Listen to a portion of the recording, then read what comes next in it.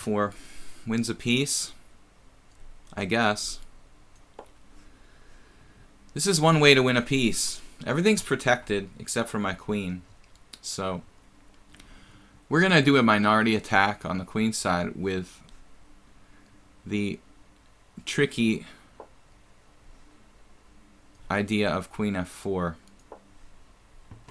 So here he can avoid it. It's pretty good. He avoids losing a piece with queen d1.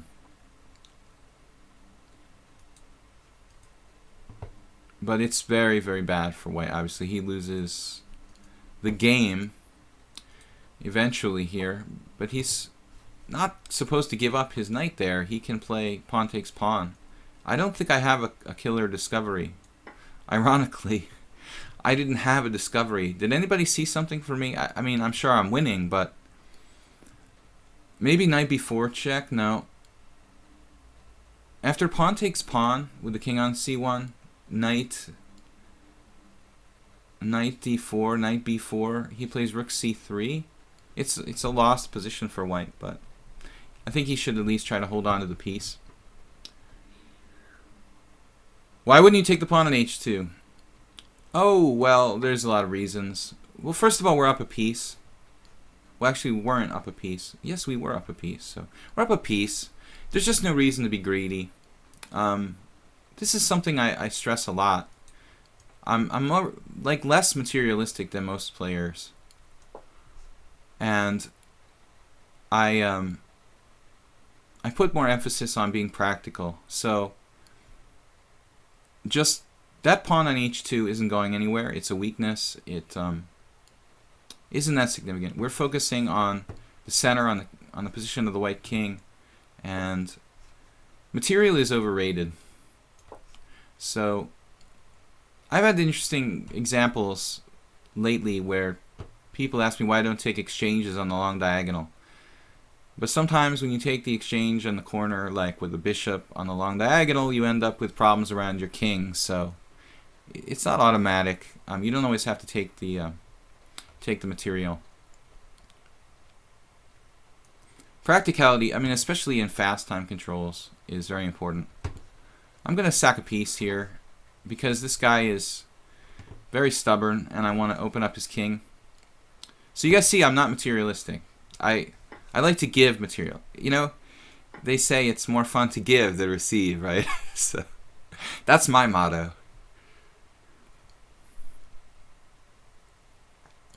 We like to give presents at Christmas. It's always good to have extra pieces. You got a black screen? It should come up soon. Bishop f6, bishop g7. I want to front load the queen on the diagonal. Idea queen f6. I still need like a third coffee this morning. I played a couple warm-up Blitz games before the stream started and I just wasn't quite in tune. Who did I play? I played on ICC a couple Blitz games, and I played here a couple Blitz games before we started the stream. And I played a 3-minute game against Grandmaster Riff from France over on ICC. And he's like 2,500 feet. I was really slow. It was a 3-minute game, and he's fast. I was just way too slow. So Bob is like, you know, serious about defending. We need to get at his king. So this rook here, something needs to go. You know, one of those 3 defenders needs to be traded off. For you guys who see me flagging all the time, I like to play sudden death blitz, and I'm a good blitz player, but when I get talking and commentating, I tend to lose my concentration a bit. So how do we get the guy's king? It's amazing how stubborn he is about defending. Queen e6 check. Yeah, that's interesting. I think this is a good move. I'm not sure it makes that much difference though. He still goes to b1. Now we have rook b3 check, and I think we're starting to make progress. It's amazing how how much Bob is trying here, down a piece. As he just didn't seem to care in the opening. Just throwing out, knights and dropping pieces. But once he's down a piece, he takes it very seriously. Of course, I'm like, half joking, but now I think we've got something here. Yeah, this looks good. I think this is gonna be it for white. We didn't even use our F rook. We're like attacking him down the exchange. It's kind of funny. It's like if I didn't have a rook, this would be a pretty close game, right? We basically have like a gratis rook on F8. Because that would be, I would still be winning, I think, with no rook on F8. Rook odds, we don't need that rook.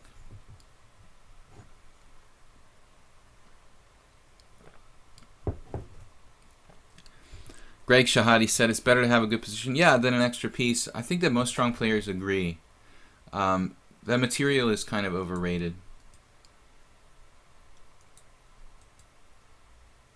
However, having said that, if you play with computers, you'll notice how they tend to be quite tough, in grabbing material and holding on to it. But I think it's something of a thing of the past. I mean, the more modern programs are less materialistic. I think it really started with Vasek Rilic and the Rybka program, sort of moving away from the materialistic style computer programs. And I was actually spending some time with Vasek in Budapest here in 2005 or 2006. I don't remember when it was, when Rybka first came out. And he was explaining to me, how he really went out of his way to make the program be less, less materialistic. So this problem with the 15-minute games is it gets a little long when these people won't resign when they're, in lost positions. But Bob, I don't know, Bob's very inconsistent. He, hangs pieces, then he's like really stubborn for 30 moves, and then he hangs another piece. All right, Bob. Good game, man. All right, let's play our match here. We've got Marcin challenged me. I don't know if Marcin, are you in the stream? Guess Marcin is probably from Poland. It's a very common Polish name. I don't know if it's used in any other countries. Marcin85, good luck, man. But yeah, I always like to give material. Exchange sacrifices are fun. Any kind of sacrifices. Some people get carried away. I have a good friend here in Hungary, International Master, Salanci Emil. He's a senior player, but he's very, very tactical. He's always been very tactical. And he just is obsessed with giving away material to the point of like excess, He doesn't play a game where he doesn't sacrifice the exchange. It's sort of crazy. I mean, it's one thing to look for dynamic possibilities, but not to the point of where you become obsessed with sacrificing, you have to sacrifice material every game. That becomes a liability. Bishop f4, Marcin. That's interesting. Okay, so now I'm on my own, really. This is a very old move, and it's a little bit of a difficult move for me because I'm pretty well booked up after bishop g5. But bishop f4, it's hard for me to get a setup that I play with black. I don't play the Grunfeld, but I'll play g6. I play the King's Indian, and there are some lines in this. There is a book, The Soviet Chess Conveyor. I don't know if any of you guys, it's a book from the 90s, but from the early 90s or mid-90s maybe. Bishop e5, that's pretty rare. So the Soviet Chess Conveyor was written by this Russian trainer. I don't remember his name. Maybe it could have been Shereshevsky. I'm not sure. But I don't think it's Shereshevsky. I think it's someone else. It's a pretty neat opening by white, by the way. Anyway, Soviet Chess Conveyor recommends the system where white plays knight c3 against the King's Indian. d4, knight f3, knight c3, and then when black plays d5, you play bishop f4 and queen d2. So I've been prepared to play that line as black. It's kind of a transposition. Although in this move order, white has other options. You know, he could play moves other than knight f3, I guess. Thanks for the coffee. Gita B offers me coffee. Very nice. Played a Blitz player from Hungary this summer in Budapest. His name was Attila. Oh my god. That's like saying I played a Blitz player in New York City. His name was John. Yeah, it's like the most common Hungarian name. I mean, of the traditional. One of the most common Hungarian names. No, I don't know. Too difficult. I would need like very, very concrete details about his physical description. I'm going to go for it here with c5. This is a very dynamic answer. It's like an inverted bishop e5 Grunfeld. I love this setup, by the way. I love this. Absolutely. This is fantastic stuff for white. This is definitely... Marcin got this, you know. I mean, he might have made this up, but this looks too cohesive to be something that the guy just made up this moment over the board. I mean, this is a sort of rehearsed variation. I don't think it's really right for white. A knight g5 looks like... It looks a little anti-developmental, honestly.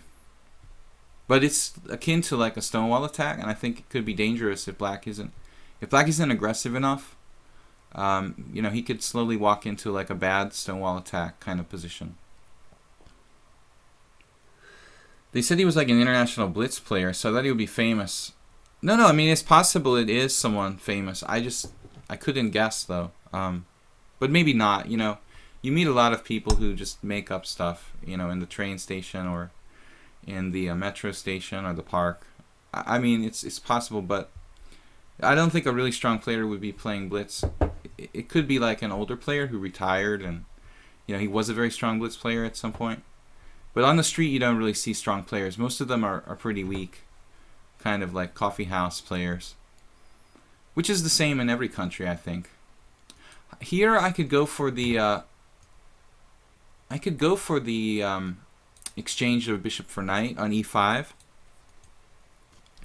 I was thinking about taking on e5 and trying to play maybe knight g4.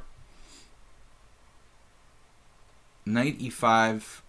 The problem is he takes with the d pawn. I wanted to take with the f pawn and then I play knight g4.